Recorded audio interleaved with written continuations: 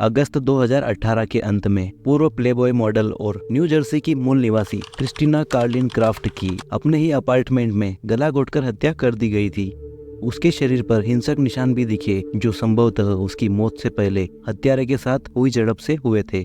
इसके तुरंत बाद गहन जांच, सीसीटीवी फुटेज और कई गुप्त सूचनाओं के द्वारा पुलिस अधिकारी एक संदिग्ध तक पहुंचे जो कि इस हत्या से कुछ दिन पहले ही जेल से रिहा हुआ था। उस व्यक्ति को राज्य से भागने की कोशिश के दौरान गिरफ्तार कर लिया गया। क्रिस्टीना कार्लिन क्राफ्ट कौन थी, उसकी हत्या किसने की और पुलिस ने कैसे अपराधी तक अपनी पहुंच बनाई? पूरी कहानी जानने के लिए वीडियो को अंत तक देखें और अगर आपको ये कहानी पसंद आए तो कृपया हमारे चैनल को सब्सक्राइब करें और साथ ही हमारे अगली वीडियो के नोटिफिकेशन के लिए बेल आइकन को प्रेस करना ना भूलें। क्रिस्टीना का जन्म 11 नवंबर 1983 को अमेरिकी राज्य न्यू जर्सी के एग हार्बर टाउनशिप में हुआ था। क्रिस्टीना साउथ जर्सी में तट के किनारे पली बड़ी। उसे हमेशा से मॉडलिंग और मनोरंजन में रुचि थी। वर्ष 2003 के दौरान वो अपने बॉयफ्रेंड एलेक्जेंडर सिस्कोटेली से मिली। उसकी मृत्यु के समय तक वो दोनों 15 वर्षों से एक साथ थे और लंबे समय तक रिश्ते में रहे, जिसके बाद उन्होंने सगाई कर ली। एलेक्जेंडर हमेशा क्रिस्टीना के करियर को लेकर सपोर्टिव था। क्रिस्टीना को बचपन से ही मॉडलिंग का शौक था। उसने अपने शुरुआती दिनों में कई मॉडलिंग कार्यक्रमों में भाग लिया। अपनी प्रतिभा के कारण क्रिस्टीना को मैक्सिम, वैनिटी फेयर और विक्टोरिया सीक्रेट सहित कई मैगजीन के कवर पर थी, लेकिन उसका सपना हमेशा प्लेबॉय के कवर पर आने का था। जिसके बाद आखिरकार क्रिस्टीना 4 मई 2009 को Playboy cyber girl of the week बनी। उसे कई पार्टियों और प्लेबॉय फोटोशूट के परीक्षण के लिए आमंत्रित किया गया, लेकिन इस समय तक क्रिस्टीना लगभग 26 वर्ष की थी और उसकी उम्र अधिक मानी जाती थी, इसलिए उसे कभी भी प्लेमेट के रूप में नहीं चुना गया।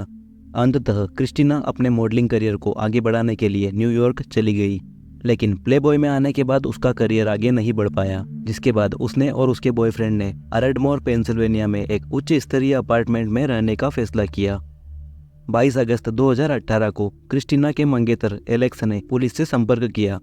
वो क्रिस्टीना से संपर्क करने या अपार्टमेंट के अंदर जाने में सक्षम नहीं था, जिसके बाद पुलिस उसके अपार्टमेंट में पहुंची और जबरदस्ती दरवाजा खोला। जिसके बाद उन्होंने क्रिस्टीना को अपने बिस्तर पर रजाई के नीचे मृत पाया। उसे बुरी तरह से पीटा गया था।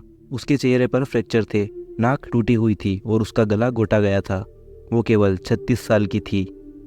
क्रिस्टीना को मृत पाए जाने के बाद पुलिस ने एलेक्स को सूचित किया, जो बाहर इंतजार कर रहा था। उसकी मौत की खबर सुनकर एलेक्स मानो टूट गया।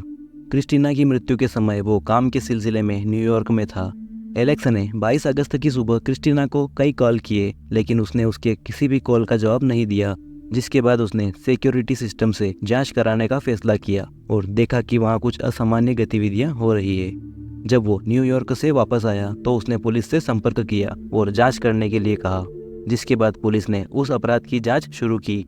पुलिस ने क्रिस्टीना के पिछले जीवन की जांच की और उन्हें पता चला कि 2017 में उसने किसी पर छेड़छाड़ का आरोप लगाया था। क्रिस्टीना का मैनहट्टन शहर के एक रेस्टोरेंट में बार मैनेजर के साथ झगड़ा हो गया था, लेकिन अंततः उसने सभी आरोप हटा दिए थे। 18 अगस्त को क्रिस्टीना ने पुलिस में रिपोर्ट दर्ज कराई। क्रिस्टीना ने पुलिस को बताया कि उसके साथ लूटपाट हुई है। उसने कहा कि कोई व्यक्ति उसके कुछ डिजाइनर पर्स, एक क्रेडिट कार्ड और गहने ले गया है। क्रिस्टीना ने कहा कि वो फिलाडेल्फिया शहर में सेंटर सिटी के एक होटल में गई थी। उसने कहा कि वो अगली सुबह घबराहट में उठी। उस समय वो अपने अपार्टमेंट में थी। उसे लगा कि शायद किसी ने उसे कोई नशीला पदार्थ दिया था। उसे कुछ भी याद नहीं आ रहा था और वो बहुत परेशान थी और उसे अपनी सुरक्षा की भी चिंता थी। जिसके बाद पुलिस ने क्रिस्टीना के अपार्टमेंट से एक सीसीटीवी फुटेज प्राप्त किया।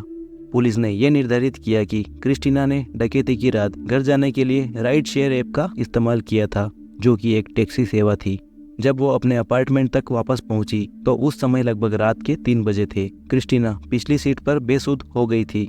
जिसके बाद ड्राइवर उसके अपार्टमेंट में गया। उसने अपार्टमेंट के अंदर करीब 1.5 घंटा बिताया।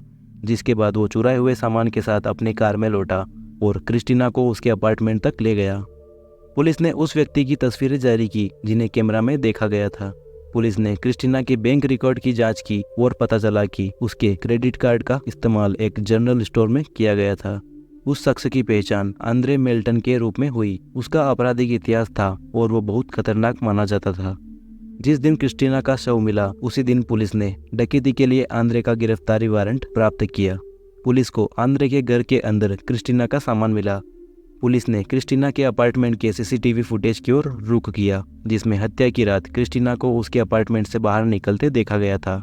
कुछ घंटों बाद उसे एक अज्ञात व्यक्ति के साथ लौटते देखा गया और वो दोनों क्रिस्टीना के अपार्टमेंट के अंदर चले गए, लेकिन उस व्यक्ति को वापस अपार्टमेंट से बाहर निकलते नहीं देखा गया। क्रिस्टीना का अपार्टमेंट दूसरी मंजिल पर था और वहाँ कुछ हलचल हुई। सुबह करीब 5 बजे उसका खिसकने वाला कांच का दरवाजा खुला, जिससे पुलिस को लगा कि शायद हत्यारा उसकी बालकनी से कूदा होगा। जिसके बाद पुलिस ने देखा कि जहां हत्यारे ने छलांग लगाई थी वहां उन्हें बालकनी में एक जूते का निशान मिला। पुलिस उन स्थानों की सीसीटीवी फुटेज प्राप्त करने के लिए सेंटर सिटी गई जहां क्रिस्टीना गई थी। पुलिस अधिकारी उसकी गतिविधियों पर नजर रखने में सक्षम थे। सीसीटीवी फुटेज में क्रिस्टीना को संदिग्ध को हक करते हुए देखा गया, जिसके बाद वो दोनों एक साथ राइड शेयर वैन में बैठ गए। ये फुटेज मीडिया को जारी किया गया और ये निर्धारित किया गया कि संदिग्ध आंद्रे मिल्टन नहीं था। आंद्रे और हत्यारे की तस्वीरें मीडिया में जारी की गई। पुलिस को नहीं पता था कि दोनों हत्याएं जुड़ी हुई है या नहीं। 23 अगस्त को पुलिस को आंद्रे ने क्रिस्टीना को लूटने की बात स्वीकार की, लेकिन उसने कहा कि उसने हत्या नहीं की। जिसके बाद पुलिस अंततः ये निर्धारित करने में सक्षम रही कि दोनों व्यक्तियों और दोनों घटनाओं में कोई संबंध नहीं है। 25 अगस्त को एक व्यक्ति ने उस राइड शेयर ड्राइवर की सूचना पुलिस को दी, जिसके बाद उस ड्राइवर से पूछताछ की गई। उस ड्राइवर ने कहा कि हत्या की रात उसने क्रिस्टीना और उस संदिग्ध को फिलाडेल्फिया के अरेडमोर तक यात्रा कराई थी।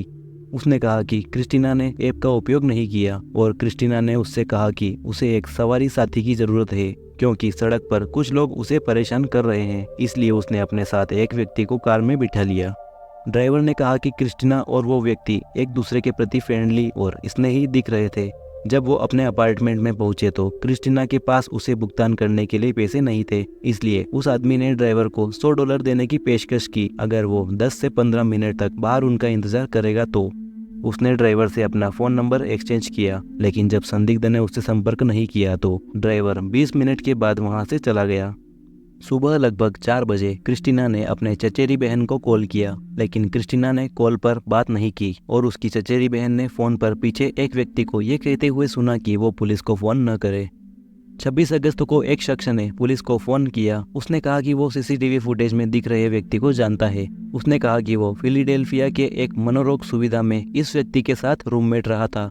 एक महिला का पीछा करने और उसे परेशान करने के बाद अदालत ने इस संदिग्ध को 72 घंटे के लिए मनोचिकित्सक की निगरानी में रखा गया था।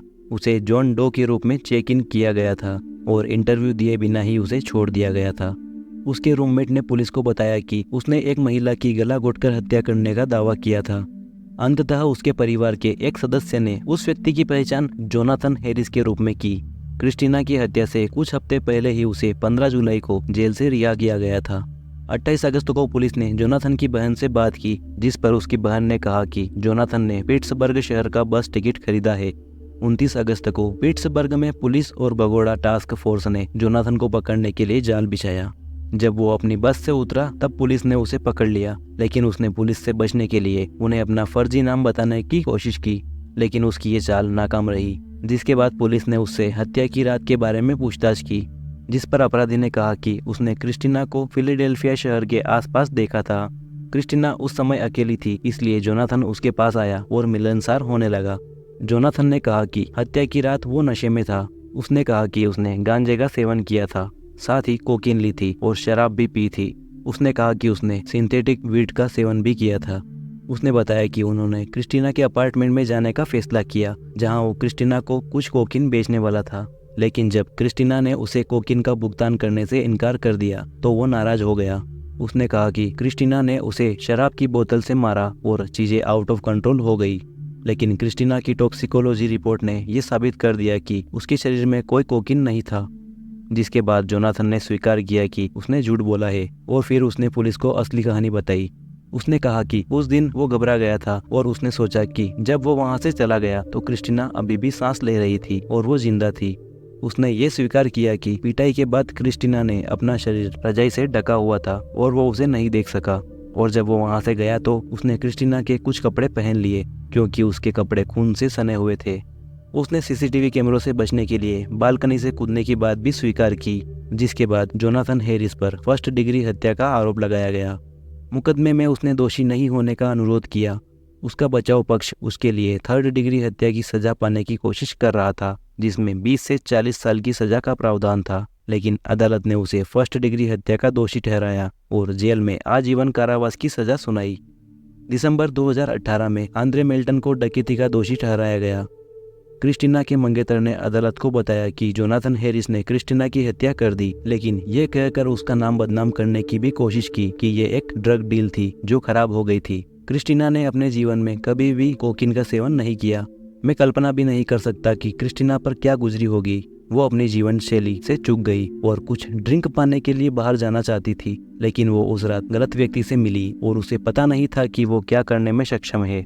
जोनाथन हैरिस एक बहुत ही खतरनाक व्यक्ति था और उसे इंटरव्यू के बिना उस मनोरोग सुविधा से रिहा नहीं किया जाना चाहिए था। वो जीवन भर कैद में रहने का हकदार है। और ये थी क्रिस्टीना के दुखद अंत की कहानी। इस कहानी पर अपने विचार हमें कमेंट में बताएं।